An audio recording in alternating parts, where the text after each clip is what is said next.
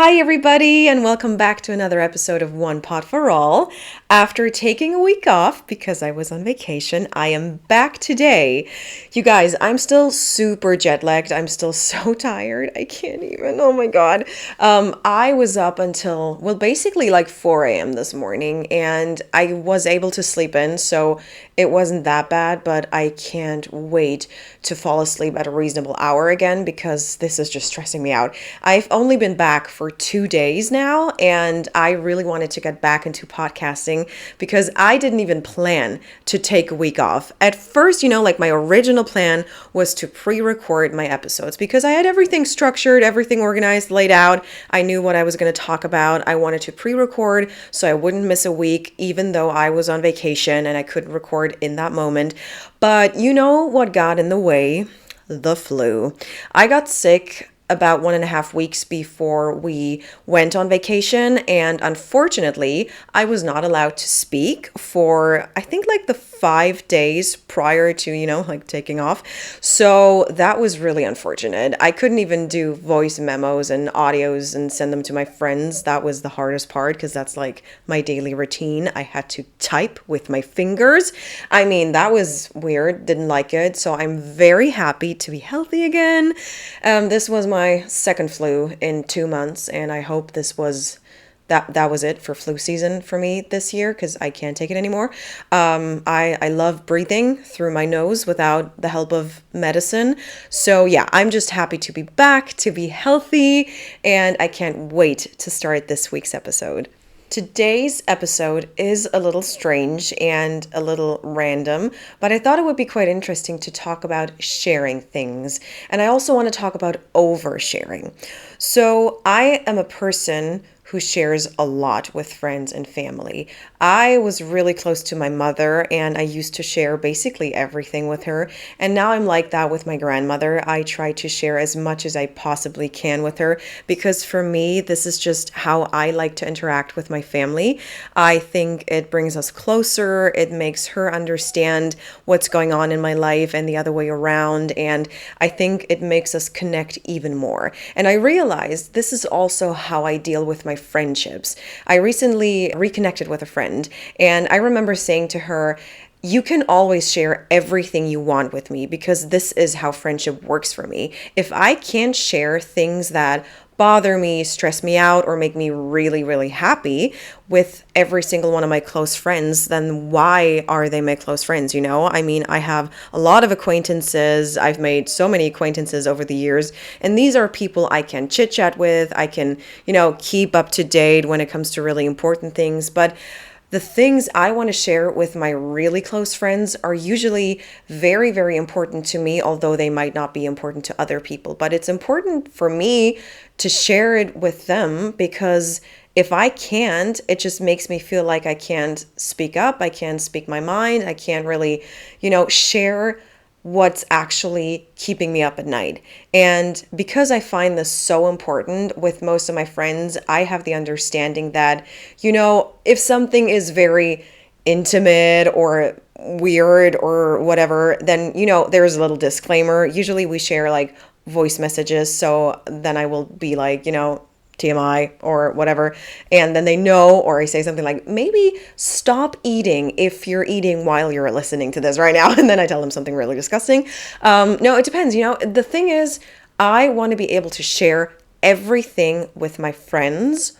Or I think, just in my opinion, for me personally, they can never be my very, very close friends. And not every person I meet has to become a close friend. That is not realistic. I don't want that. It doesn't work like that. But that's okay too. But the people I call, my second family, so the people I am not blood related to, but they feel like family, I want to be able to share everything with them.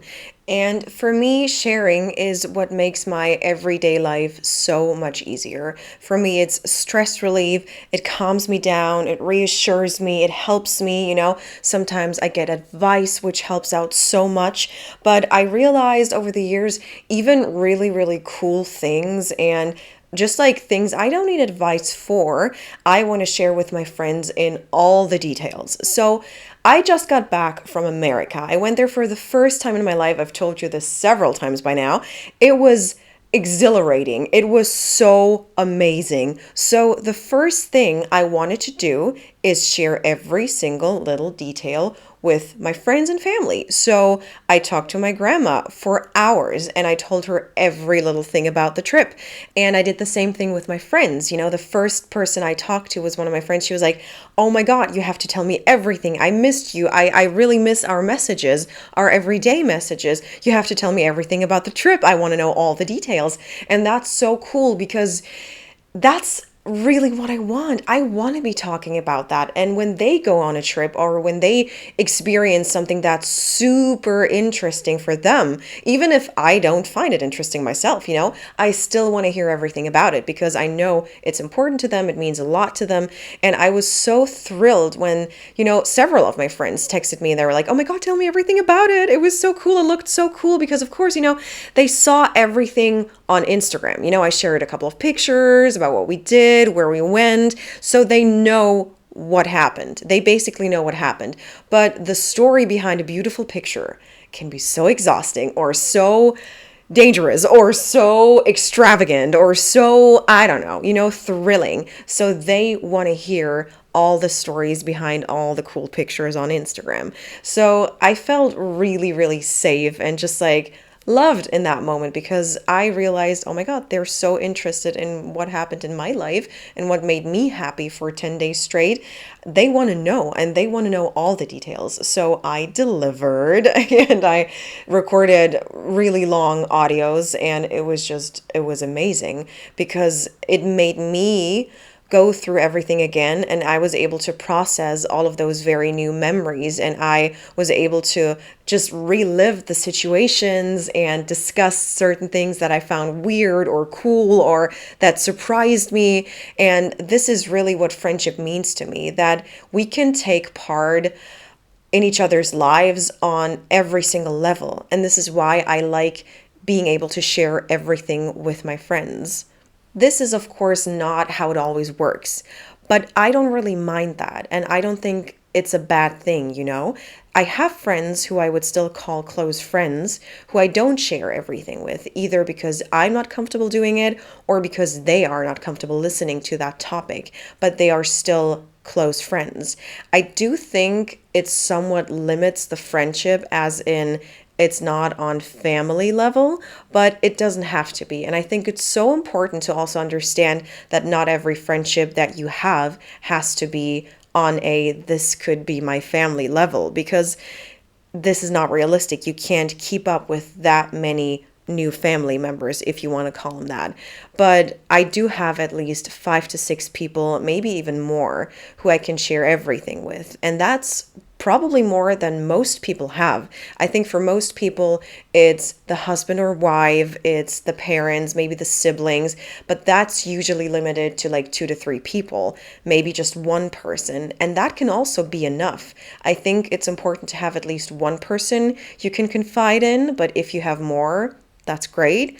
But what I mean when I say I don't mind that I have close friends who will probably never reach my "this is family" level, it's not a bad thing to have people who you can't discuss everything with, because that also leads to, overthinking and oversharing. And this is also why I think it's important to have that understanding. If you make new friends and you just get to know the person, it might be really difficult to figure this out in the beginning. But if you get to know the person better and better and better, I think it's very interesting to test it.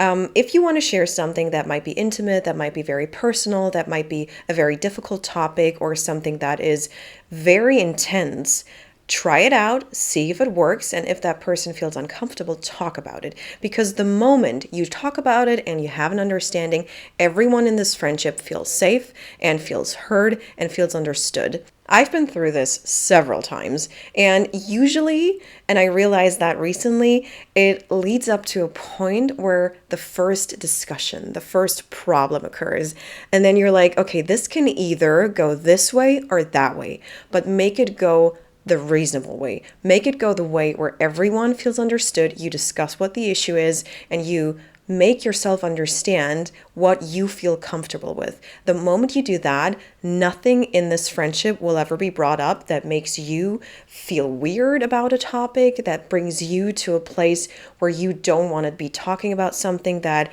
might remind you of something in your own personal life. This is, I think, how it works. And, with several of my friends, I have this understanding, and we talk about several things that work for us and then other things that don't. For example, when mental things occur, it's always very tricky to find the right words, to be very understanding without maybe even triggering something in your own body or in your own mind. I've realized that, sometimes when I discuss mental things with one of my friends, she tends to be thinking about her mental issues more, and that might lead to more anxiety or something like that. So when this happens and when we discuss it and it gets too intense for her, she just lets me know, and then we stop and I either find someone else to talk to or I can make it happen on my own. I can resolve the issue on my own. That happens a lot. But I think especially when you meet new people, you don't know them well enough to know what you might be triggering, what might be uncomfortable for them to discuss. So it's important to just talk about it. And I think this is how you can resolve the issue of oversharing really easily if you just communicate. I feel like every single episode, my solution to everything is just communication, but maybe it is the solution for everything, But anyway, what I'm trying to say is as long as you talk about what you're comfy with, oversharing might not even be happening because you know what your boundaries are, what your limits are. And I think this can really lead to a very safe place within this friendship for all parties involved. But have you noticed that sometimes it's much easier to share things with strangers? I don't think that's news to anyone. I think we've all been there. But when I got back from the airport, I went on a train back home and I was exhausted, tired. I actually wanted to sleep. But then I was over it and I couldn't sleep. And then I started to listen to some music. But then I was annoyed about that too because I had listened to music on a plane for hours. So what I did was just sit there and wait for the train to arrive. But while I was sitting there, I was basically listening to the people speaking behind me. And it was a woman talking to a stranger. I realized they were strangers because she sat there first. And when the man approached her, he was like, "Oh, you're in my seat." A very German thing to do, but here we are.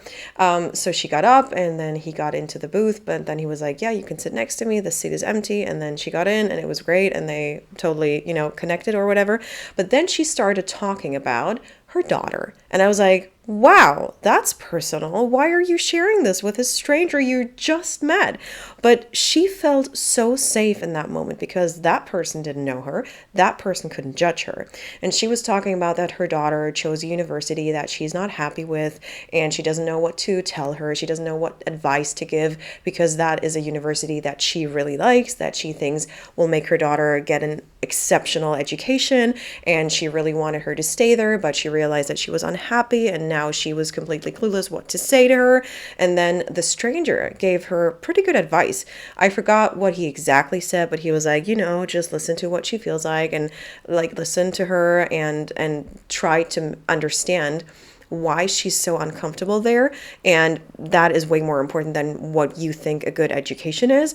And so on, we should not discuss his advice. But the point is, she shared something super personal, something that seemed to bother her throughout this entire journey and this day and probably the week and the month and maybe even the year. The year is still pretty young, so here we are. But I thought that was so interesting because I've done that too, I've talked to strangers in a cab or I don't know where, and I confided in them and I told them things that I might not even tell my family. And I was like, why am I doing this? But yes, it is the safety of anonymity, not being known, not being able to be judged by those people. You will probably never see these people ever again.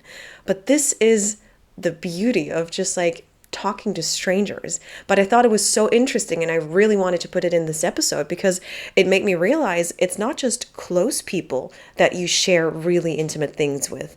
It's people you have never met because it's just so much easier, especially if you will probably never see them again, you know? So yeah, I thought that was just an interesting story to tell because it made me realize sharing works both ways, either with people who you know really well or people who you don't know at all. It's the most difficult with people who know you a little bit. But let's talk about sharing for attention. So of course we've all done it, even if we just like meet a new person, the first thing we tell that person is probably something really cool about ourselves that keeps their attention and that makes them think, oh my God, yeah, I want to be friends with that person. So we've all done it. We've all been there. But of course, sharing for attention is probably the biggest part of social media out there. That's usually mostly rightfully criticized. But when we talk about social media, I think it's also important to talk about the good side. I think it's not always bad to share for attention because every single one of us, every single person on this planet wants attention. We all seek it, we all need it, and it's also very important to keep us healthy and alive, We all want to be seen, we all want to be heard. If a person has the feeling that they're invisible and no one listens to them and no one sees them, that can really lead to mental problems, and rightfully so. It makes me think about a character from a musical, and I know it's such a random comparison now, but it makes me think about Roxy Hart's husband in Chicago, who actually sings a song about feeling like he's Mr. Cellophane because no one ever recognizes him, and that is painful, and that makes him feel horrible. And this is also, of course, why we share things about our lives. And of course, social media is a platform where we can choose what we share. And on the one hand, that's again very, very good. You can have a private account if you just want to share your travel diaries with your closest friends or good acquaintances. You can set your account to a private setting, and that's all good. But you can also interact with other accounts, have a public account, and meet new people. All of that is not harmful. But of course, it gets a little tricky, and I think it's a very fine line and a super gray area when, of course, you only share one part, one side of your life. But we tend to do that, of course, because we also like to remember anything good in our lives. And I think sometimes it's much better to not share the bad moments because they are often very private and you have to be comfortable, and it has to help you to share it with other people. If you don't like sharing, then you shouldn't post it on social media. So when this whole trend started, sharing videos while you're crying, when you're having a mental episode, or like real life pictures of not posing when you have just worked out, or I don't know, how you look after you've eaten, all of that is fine and good if you still feel comfortable about it. But I don't think that a social media platform has to make you feel like this is also something that you have to do. So feeling like you have to share or you have to overshare is also something that I think happens a lot on social media, and we sometimes don't even realize it. And I think this is when it gets really harmful, when you feel stressed to share pictures, when you feel stressed to produce content. If this is not your job and you don't do it professionally, this should only be something that you enjoy, Share a nice picture of the picnic you had with your friends in the spring. Do that. Share photos of your vacation, videos. If you enjoy creating content, make it really cool. Add a good song and edit it in a way that you find very artistic. Just go for it. Like, do the artsy stuff, but never feel pressured, And I think that sometimes when social media platforms regulate what's cool and what's not, even if it's something very intimate and very personal, it gets very tricky and sometimes even very dangerous. So I think the moment you feel like you're oversharing and you're not comfy with that, stop it immediately. And if you don't feel like you're oversharing but sharing and you're still not comfortable with that, also stop it. So I think, I've realized that myself, that sometimes I feel the pressure to share something. I don't even have many followers. I just feel a pressure out of nowhere. And I'm like, what the hell? What's happening? Why is this happening to me? And I'm like, nah, I'm going to stop this right now. I will share whatever I want when I want. And if it's only cute pictures of me on vacation, then so be it. And if it's pictures where I want to share an important topic and discuss and interact back with people. Maybe it's a topic that is important for me to discuss with my friends and with maybe even random people I've never met before, because they can give me really good input. Then this is how it should be. But I think, not only privately, sometimes we tend to overshare, and social media definitely pushes us sometimes to do that. If it's another picture of your breakfast, it won't do any harm. But do we need it? I don't know. I do it too, I mean, people will probably be sick of me posting food for years, but I do it because I feel like, yeah, I want to share that. And I feel like, as long as it does no harm, there is really no need to stop. But then ask yourself, and I do that too, I ask myself, should I post this, or is this maybe something that I'll just keep to myself? So maybe another example, when we were on vacation, we came across a very unexpected memorial. And I've never seen anything like it. I don't want to discuss it any further. It was extremely intense for me. I got goosebumps all over my body. I was overwhelmed by all the feelings. I was shocked because at first I didn't even realize that this was the beginning of a very big memorial, and I was very much overwhelmed. And then after all, I decided not to share anything about that. I completely omitted it from all the pictures I shared from that day of my trip because I just wanted to keep it to myself, and I told friends about it. I wanted to share it with people I feel safe with people I'm close with. And I told my friends, and they were very interested and they were shocked as well. But I thought it was so important for me to not share, which was an interesting experience. I don't have that a lot, but yeah, I just wanted to share the experience with you because it was interesting and yeah, weird.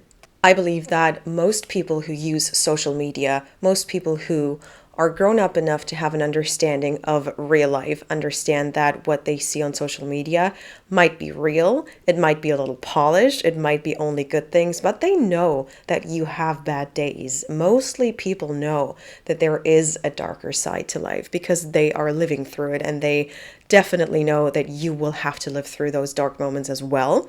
But of course, it can get out of hand. It can be on such an exaggerated level if you share only to get attention. It can lead to mental stress, it can lead to other mental issues, and I think, that is, of course, harmful. So it really depends on how you approach social media. I think if you have a stable group of friends and family who can always pick you up, then you're good. Then do whatever you want. You can be fine, you will be safe. You can always log out, you can always get away, and you can just be okay again. But of course, for people who don't have that, who are not reassured in their daily lives, who don't have anyone to confide in, it can get tricky and it can lead to a dangerous territory and a lot of difficult moments in their lives. So just be aware. I think this is my conclusion. Just when you use social media and you share and you overshare, always make sure that you're comfortable. Be aware that this might be too much. Be aware that maybe those very personal topics are not something you want to discuss on social media or something you want to share on social media, but rather in a safe environment with your friends and family. And I think if you do that, you can be safe. I know it's not always that easy, and in some situations it completely gets out of hand, but I think there is also so much good that you can get from social media. You should just make sure that you're always comfortable and you always feel safe. So before we wrap this episode up, there's one more part of sharing things about yourself that I thought would be very interesting to discuss with you today. And I want to mention interviews and those very awkward, let's get to know each other rounds when you are in a new group of people. I mean, most of us have probably gone to a new seminar or a new group project, or started a new group sport or some sort of activity. Have you been through those very awkward situations where you sit in a circle with other random people you've never met in your life, and then the teacher or whoever is the group leader is like, okay, now everyone tell 3 very interesting facts about yourself. Why? Please, God, tell me why those still exist. I don't want to tell strangers very, very personal things about me. I'm just getting to know those people. Maybe that's just not something that I feel comfortable with. But I've been there so many times. And I've already told you guys that I've been through a lot of interviews lately. And I am still not really happy about the whole process. You know, the interview process is exhausting. But what I really don't like is when they get personal. And they think it's nice and it loosens everything up and it's just harmless and, you know, it's just a random thing to make me feel more comfy. But the opposite happens. When people ask me personal questions in a professional environment, I'm just like, no. I'm sorry, immediately no. Immediately no. Why are you doing this to me? And it just reminded me so much of when I got to a new seminar at university, you know. I remember there was this one teacher. And unfortunately, I had to go to one of her seminars in my bachelor. But when I got to my master, I had to, you know, listen to her again. And I got to the course, I got into the room, I sat down in the back, and one of my friends, she visited me that time, and I just told her to just come sit with us because she wouldn't even notice. But she made sure to, you know, put a little disclaimer and be like, yeah, I'm just visiting. I don't want to take part in this. And I can't blame her because she got out dice, and they were really awkward ones without numbers, but like with like pictograms with like pictures on, and we had to roll the dice, and then if there was like a symbol, I don't know, a certain symbol, we had to tell either like an interesting hobby that we have, or I don't know, the book we've recently read or something. So I sat in a room with about 20 strangers. I mean, I had my friend with me, so that was something that made me feel better, but didn't help the whole process. And I had to tell strangers intimate facts, personal facts about my life. And of course, you know, I will never see these people again. It doesn't matter. It really doesn't. But why make people uncomfortable? And I've encountered this so many times in my life. I've been there and it doesn't loosen anything up. It doesn't help. It really doesn't do the good thing that you intend. Oh my God, I just hate it so much. I hope people can relate because I feel weird discussing this and just like rambling on about this, but this makes me so, it's just such a cringe factor for me when someone I have just met wants me to talk about myself and I don't know, find interesting things, but I'm a very average person, you know. Of course, I'm unique in my own way and I can tell you things about me that make me special, but maybe I don't want to, so I shouldn't be forced. And then if you don't take part in that activity, then you're judged. You're automatically like, oh my God, why are you such a, I mean, I don't know, negative Nancy about this? Why do I have to be positive about this? Drives me crazy. I know. I'm going to stop talking now. But, you know, sharing things, oversharing things. I think the conclusion of this episode is as long as you feel comfortable sharing things about yourself, you're good. As long as you're not good and you shouldn't be forced. And I think it's also something that applies to friendships. If the other person is not comfortable listening to you sharing, that's not okay. So I don't know if this episode did anything for you. I thought it was interesting to discuss this. I hope you enjoyed listening, and I'll talk to you on the next episode. Bye!